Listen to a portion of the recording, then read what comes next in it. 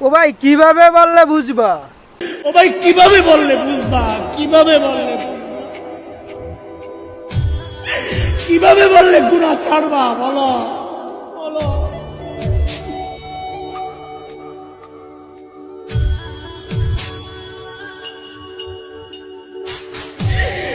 সন্তান চলতেছে জাহান্নামের দিকে, বিবি চলতেছে জাহান্নামের দিকে, আমি চলতেছি জাহান্নামের দিকে, অথচ মালিক ডাকতেছেন, আয় শোন না শোন না শোন, ওয়াল তানজুর নাফসুম মা কদ্দামাত লিগাদ। আমার সামনে তোকে দাঁড়াইতে হবে, দাঁড়াইতে হবে, দাঁড়াইতে হবে। কি নিয়ে আসবি এখন থেকে চিন্তা কর, কি নিয়ে আসবি? কি আছে বুঝি বলেন? আমার তো নাই কিচ্ছু, আপনাদের হালত কি বলে? এই তো চিন্তা করলে অস্থির হয়ে যায়। হায় হায়, যৌবনের 32টা বছর কোন কামে ব্যয় করলাম।